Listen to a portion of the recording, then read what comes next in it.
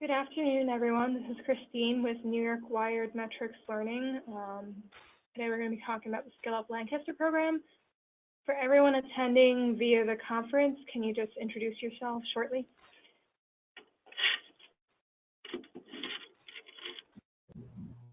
Can you hear me?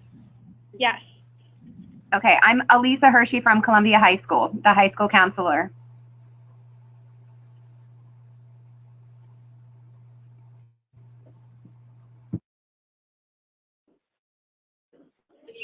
Hi, this is Kelly Shoemaker at Solanco.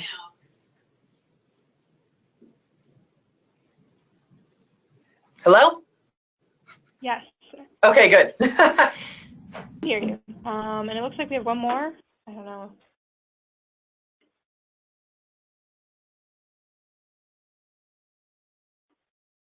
Yes, Jen, if she's there. Jen, do you have access to the mic? Yes, I'm sorry. Jen Bennett from IU13. Can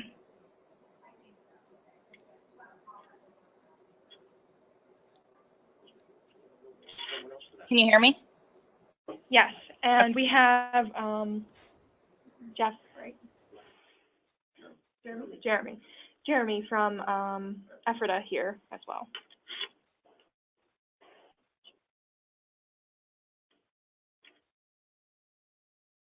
So I think we're going to go ahead and get started. Today we were just going to go through a short PowerPoint that talks about the SkillUp Lancaster initiative and how you can use it with your school.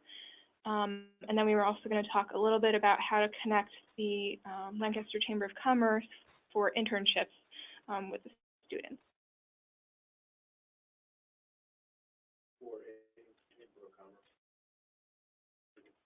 Or your local chamber. So can everyone see my screen okay?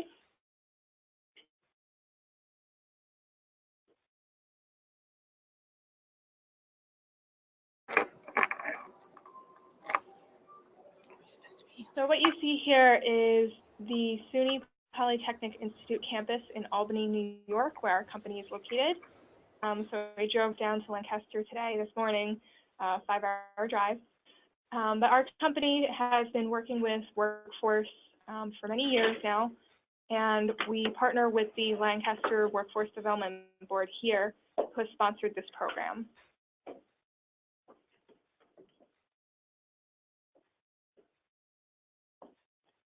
So the national challenge is that currently there's low unemployment, and it makes it more difficult for employers to find skilled workers. So there's not many people left in the pool, and their skills are not up to par for what employers are saying they need. So the goal here of the SkillUp Lancaster program is to help residents update their skills to meet those needs. We do this through collaborating locally, so with the Workforce Board, the Chamber, with the community organizations, the libraries, and K12, so that we can extend access to metrics learning throughout the community through different sources so that we can reach those different audiences.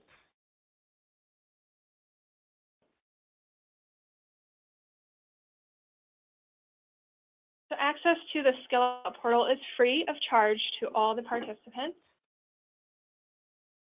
What you see here on this page is the portal. So I will show you the website in a little bit, but you can see there's a section for job seekers and then for employers.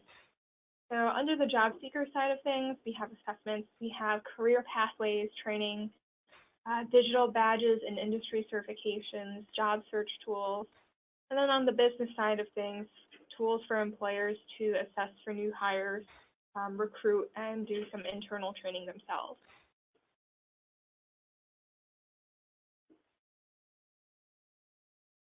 So this SkillUp initiative is to bring together all these different partners locally through this collaborative effort, that all the different types of unemployed, underemployed individuals can get access to this tool to update their skills. So whether it's through the library, through the chamber, for the employers to find out the job postings, skills required, and then through K12. So you're all here today recognizing that this could be a really useful tool for high school students. and we'll actually get a little bit into Penn Manor, who is using it today, and then we'll talk about how you can use it. So Metrics Learning is an online learning management system. There's over thousands of courses in the system that you can choose from to customize the curriculum. So it covers basic workplace skills, soft skills, business skills, IT skills. So most of the schools that we work with are using it for essential workplace skills. It is a confidence booster and also a resume booster for students, especially who don't have any experience with work experience at all. So giving them this tool, letting them take some courses in particular skills is also an interview talking point. So if an employer asks, well, what are you doing? What skills do you have? They can say, well, I've been taking these courses in Microsoft Office, or I'm knowledgeable in how to manage an office. Whatever it is, we have courses available for that. It's also flexible and self-paced learning, so it's accessible 24/7 from any computer with internet access. And then there's an opportunity to partner with employers locally. So what you can do is looking at employers that you know are big in your area, what type of skills are they looking for, and gear your curriculum towards that.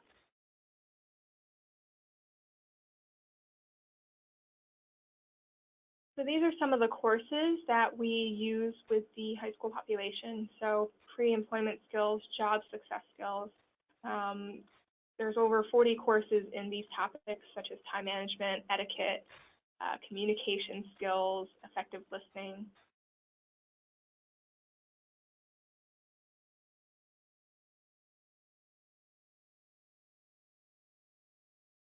So Penn Manor High School started in October with this program.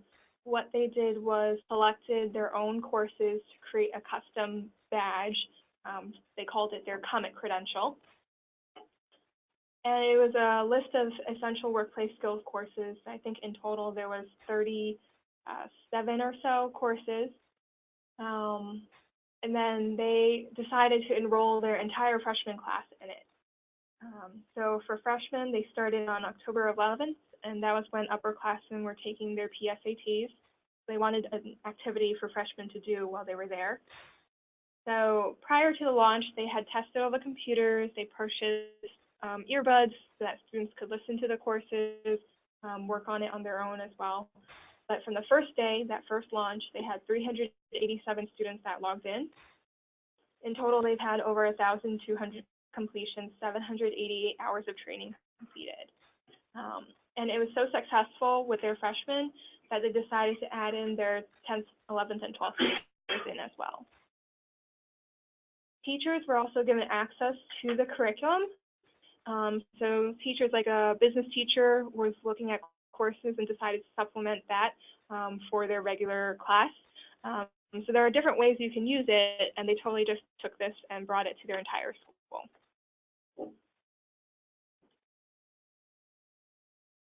Now I'm going to get into a demonstration of the system so you can see what it looks like.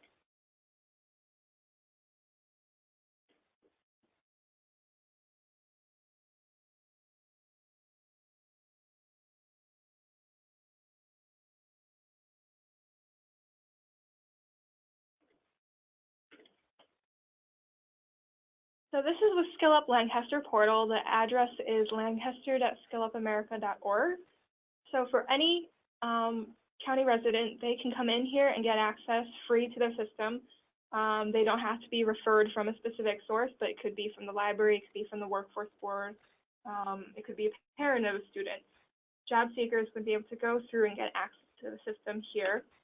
They can see what tools are available, click to register, and then get a brief description of what's available in the system. So if someone was interested, they could sign up, fill out this registration form with their basic information. The one area that we do need to make sure is, if possible, that students have a valid email address, because that's the only way for us to send them their login information. But for the general public, they can say where they've been referred by and what they're interested in. For students, what we were doing with Pen Manor was they gave us a list of their entire class, first name, last name, email address, and we uploaded the accounts directly into the system, so they didn't have to create it each on their individual basis.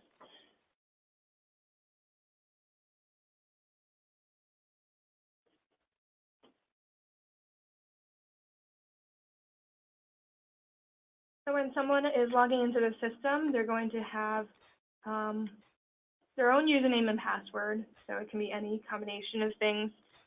For most of the students, we use either a student ID or an email address because that's more unique.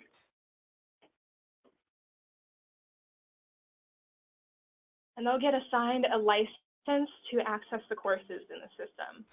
So that gives them access to the full catalog. They can take an unlimited number of courses, but if you want to, you can restrict what they have access to just that pre-assigned curriculum if you choose. You'll see the two areas, Explore Tracks and Learn. If we go to Skill Tracks,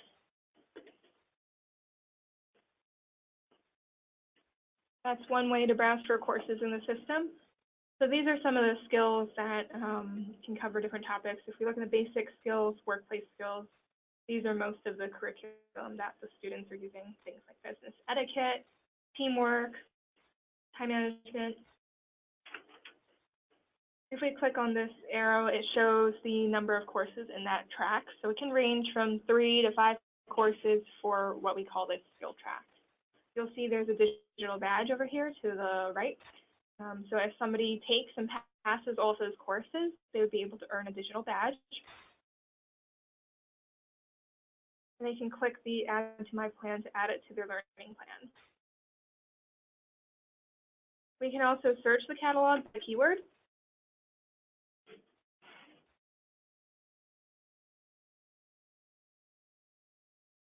So if we're looking for Microsoft Office, we can see all the courses available in Microsoft Word 2016. You can click on the name to view the description and then add it to the learning plan. And then we also have a section called certifications. So this is for industry recognized certifications. For an entry-level exam, we would recommend something like Microsoft Office Specialist. But we have things in business, desktop, and IT. If we're looking at Microsoft Office, you can see it might be 15 to 20 courses in this track that somebody could take. Then they would be able to go and sit for an industry proctored exam to be able to earn a certification. But for the purposes of most of the schools, we recommend selecting a curriculum. So for example, here you'll see the assigned track, the name of the track, the order the courses should be taken in, the name of the course, and then the status. So you can do any range of a number of courses you'd like. It can be shorter, it can be longer. We'll work with you to determine how many total estimated hours that comes out to. Most of the courses are between 30 minutes to an hour in length on average. Some of the IT courses might be a little lengthier than that, but for most of these, they're probably 30 minutes to an hour. If we go into the course, you're going to click on the arrow to launch it. And it will open in a new window.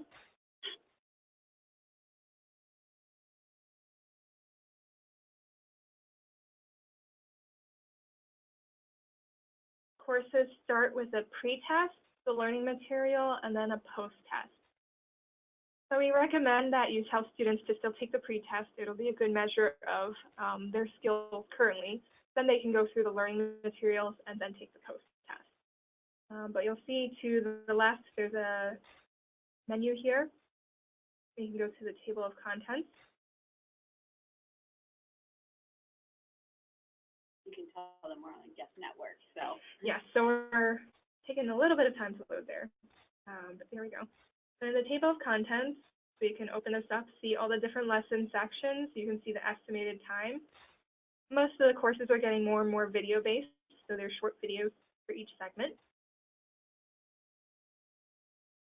All the courses have audio as well as closed captioning.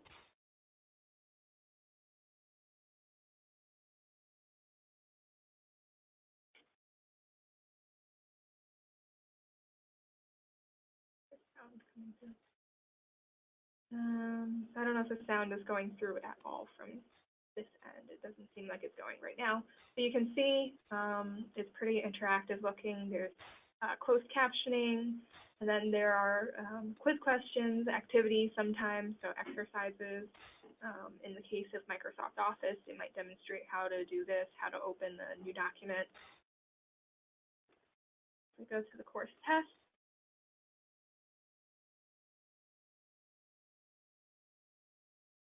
They're mostly set up as multiple choice questions, sometimes multiple answer, and then you'll get feedback as you do the course test here. So it'll say which ones are correct, which ones are wrong.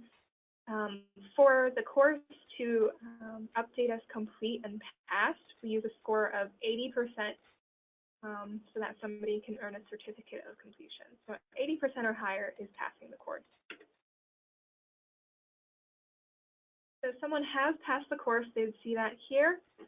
If you click on the My Report, it'll show the score. And they'll be able to download the certificate of completion.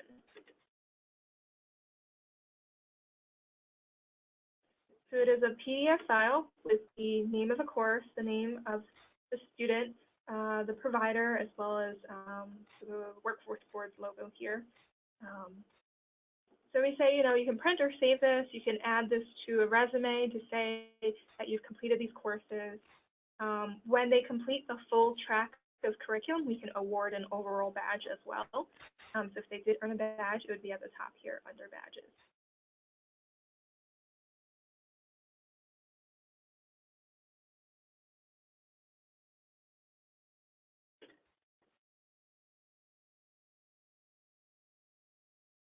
So this is the My Account page. So like I said, we just need first and last name, typically the email address so that we can create the account. They can change the password on this page, as well as any other information so that we can pull any data here. But for the most part, we just need a first and last name. For schools, if there is a privacy concern, we can just put student number. That can be filled in as well. So you just got to let us know what works for you.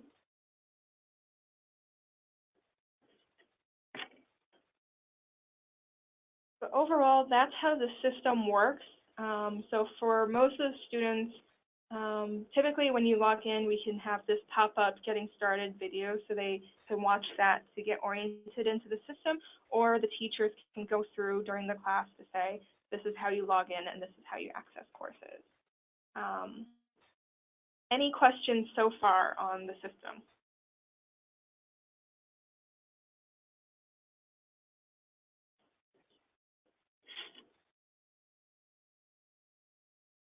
Oh, I muted anyone.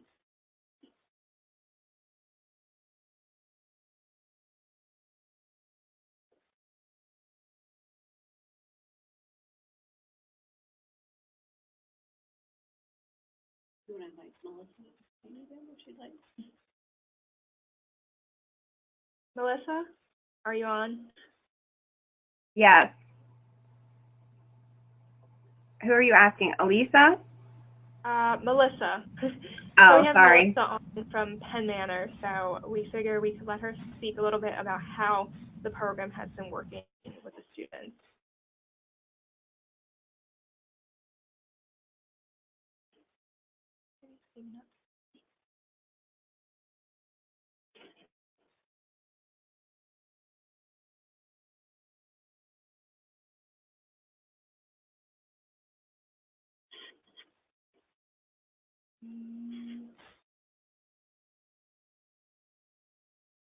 It looks like Melissa might be having some phone issues.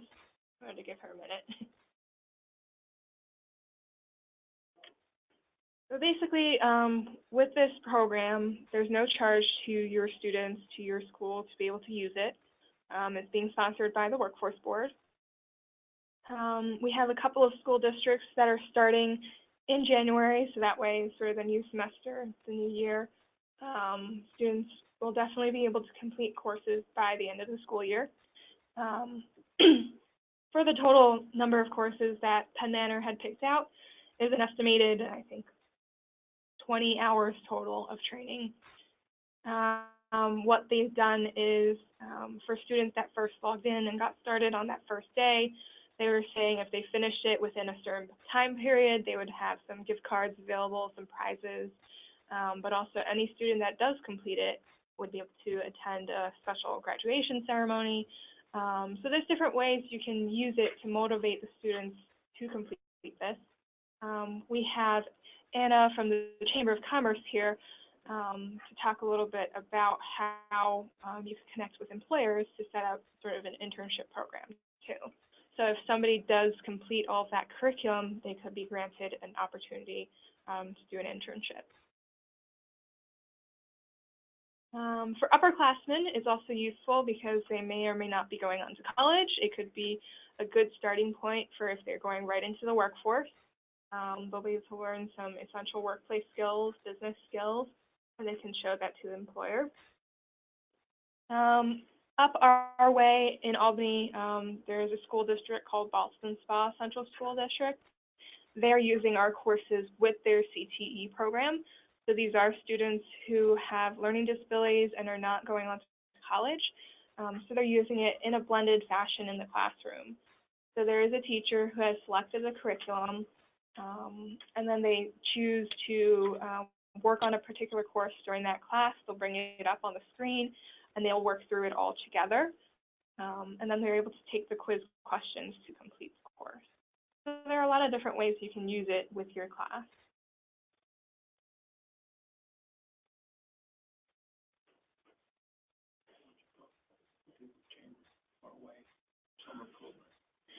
Are you able to hear me at all? Yes. Okay. This is Melissa. I'm so sorry. I ended up calling in because I couldn't get, you couldn't hear me on the computer. No problem. We can hear you now, though. You're good. Okay, super. So I probably missed the last two or 3 minutes there because I was playing around with the phone login. So I was just describing a little bit of what you guys were doing to try and incentivize the students, but if you want to talk a little bit more on how it's been going, please go ahead. Well, right now we're working on trying to keep the motivation going and keep the momentum going. We have Keystone testing going on, and so we're using the Keystone testing windows to engage our underclassmen during the time some of the other students are testing. The students who are not taking their Keystone tests, we're actually having them complete Comet Credential modules during that time. We've been awarding gift cards every month. We also create little posters for homerooms to kind of announce what they should be working on each month, making announcements. We can do email blasts to freshmen or to entire classes of students. So we'll send out little updates like, hey, you should be working on this, or here, here's the leaderboard, or, here are the top students. How many do you have done? Without naming names of students, we'll say like, here, the top students have 23, 17, and 12 modules done, or something like that. How many do you have done? So we're just trying to keep the buzz going. So I'm kind of excited to get students really back into some of the homerooms and making a lot more progress again here in the next couple weeks, just to kind of reignite that. But in November, we had a good push again. So yeah, so that's where we are. Just kind of trying to maintain it right now. Do you have any specific questions? I do, Melissa. This is Valerie. I know we were trying to get some student feedback on the quality or the, how hard the courses were. And you've heard some different things. What are some of the things that you've heard from the students and maybe from other teachers? So,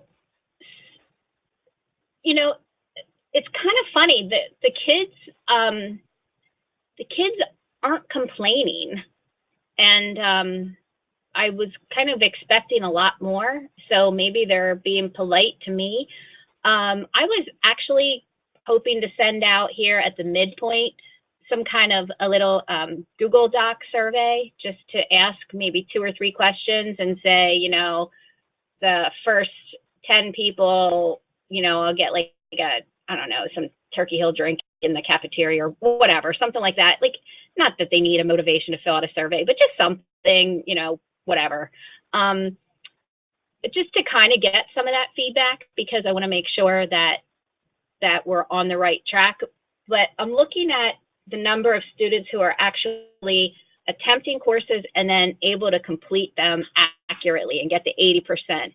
And it looks like they are able to do that. I have a good number of students who don't get the 80%.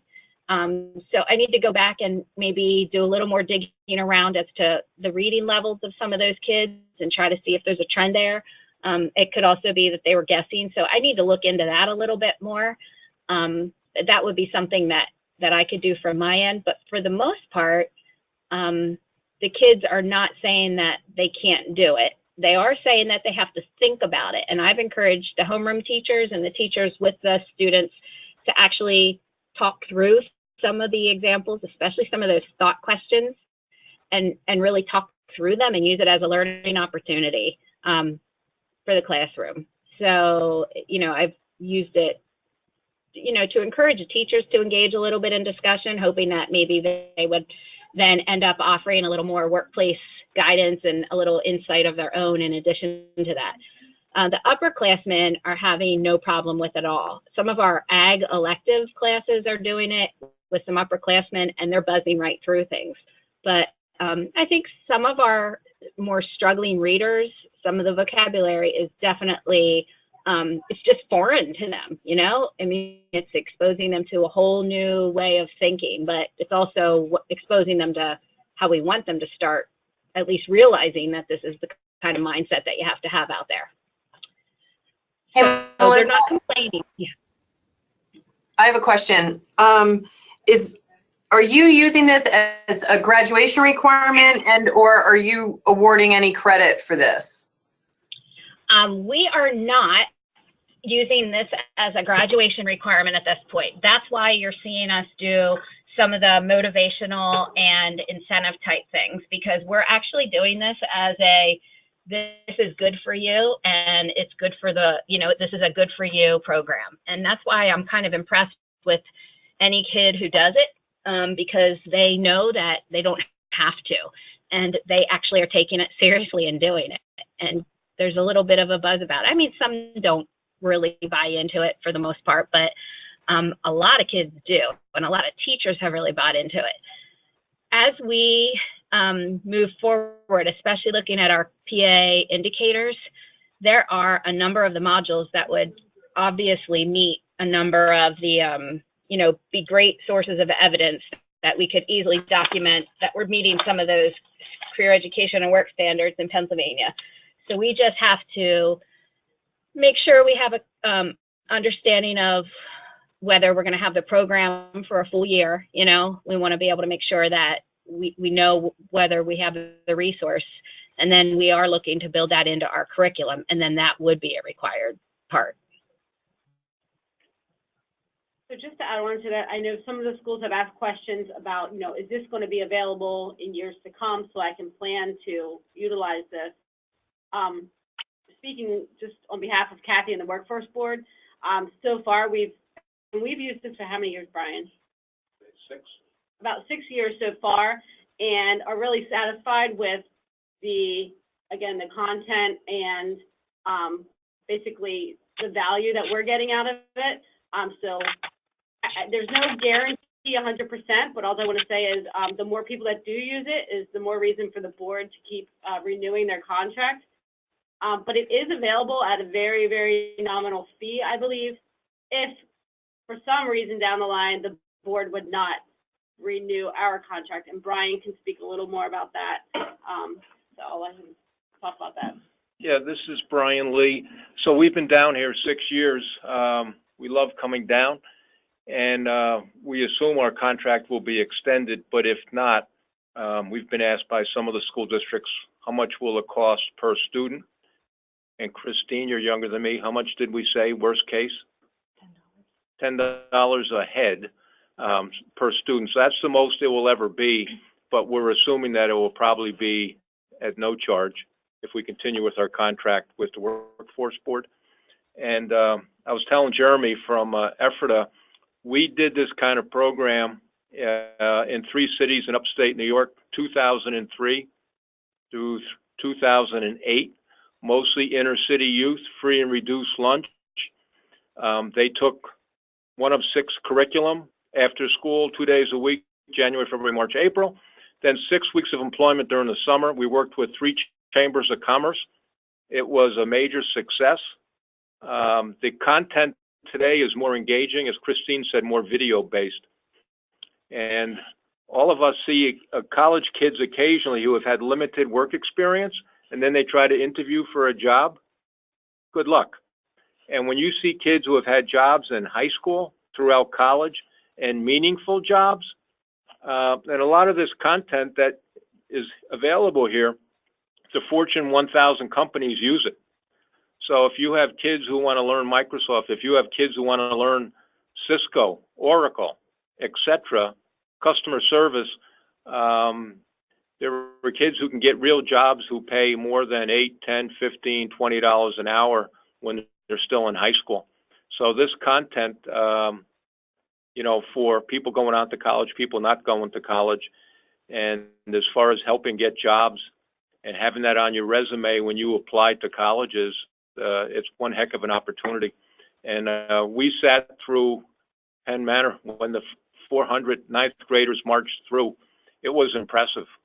And what has happened there so far, we think equal to or better than anything we've seen anywhere. So if this catches on in the other school districts, and we'll help any way we can, we think it can be a national model.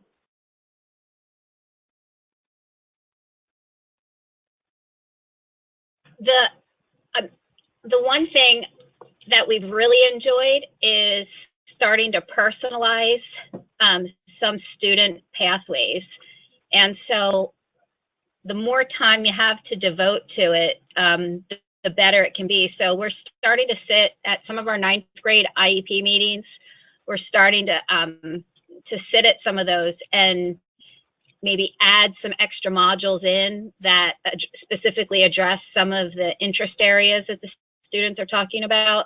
I'm even doing that with some of my upperclassmen, and we're doing that with our ELL students as a way to get them into some of the Spanish language modules. And it's just a great way to bring them in and engage them. We've had a large number of students who've moved in for us at Penn Manor, a relatively large number who've moved in recently from Puerto Rico, and it's been a great way to have them do the same thing that the other students in their homeroom are doing and be on the same program and just have some kind of sense of uniformity. So it's kind of been an equalizer that way. So the more we use it, the more teachers are finding out other little ways of figuring out how to use it. The really cool thing that we're looking to start is right after the new year in January, we have a series of senior workforce preparedness. So basically,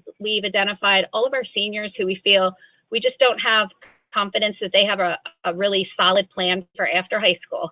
And we have a menu of programming that goes from January through the end of May. And the first thing that we're offering in January is we're going to meet with each of them in small groups and meet with each of them and come up with a personalized common credential plan for them. So we're not going to make them do the actual common credential outline or course listing. We're going to actually go through and pick what their interest areas are and try to put through, come up with a specific plan for them to see if that can be something that they can then actually put on their resume and get something very concrete before they get out of here. We're just trying, you know, that last semester before they leave. So we've never had this at our fingertips before. One question I do have that somebody might be interested in, as we go to the presentations about ESSA and about the PA readiness indicators, they do talk about highly qualified or industry credentials. And I was wondering if there would be any way to find out if any of these modules or if this would ever qualify in any way, shape, or form as some of those recognized industry credentials for the purposes of that, because that would just make it even more a feather in the cap for purposes of that dashboard measurement. Yeah, so for the industry certification tracks that we have in metrics, those are training tracks for industry recognized credentials. So I would assume that those are the same ones that the Board of Education would recognize. So things like Microsoft Office Specialist or project management, those are more intensive, but they could do all the training through our system, but they would still need to sit for an industry exam. Okay, and that's what we understood, and then they go through CareerLink to do that, but that would be fantastic for us to work on with them, correct? Yes. Okay.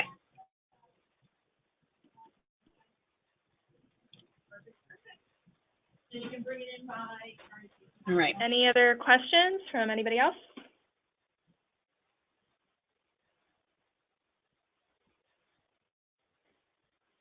So if there are no other questions, this last slide is just talking about the next steps, how to launch a program at your school.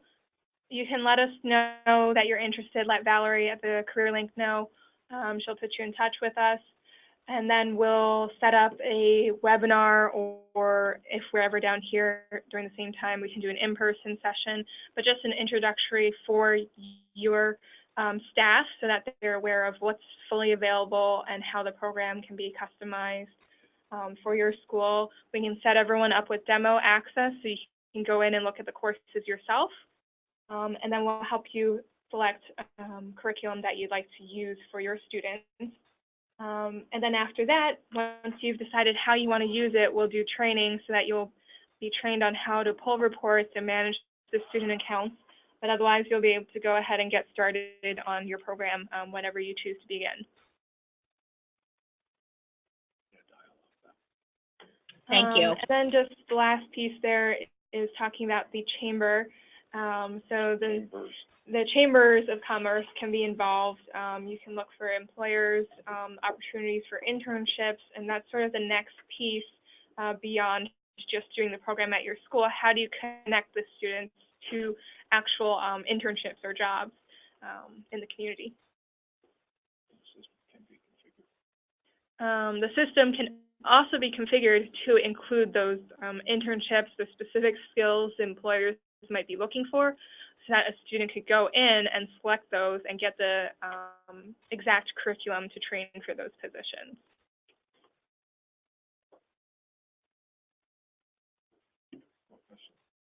What do we ask for if we want that feature? The internship. We can talk to you about how we can turn on that access, but first we would need sort of who are the employers that you're looking to target, what kind of positions, so that we can start designing that section. Okay. The first or second week of January, we can connect to have a dialogue about it. Okay. Thank you. Anybody else? Questions?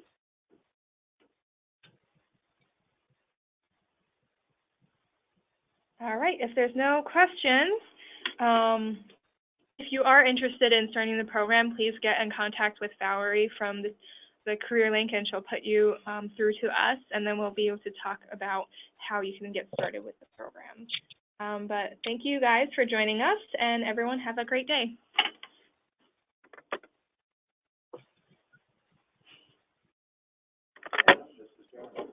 Hi, Jeremy.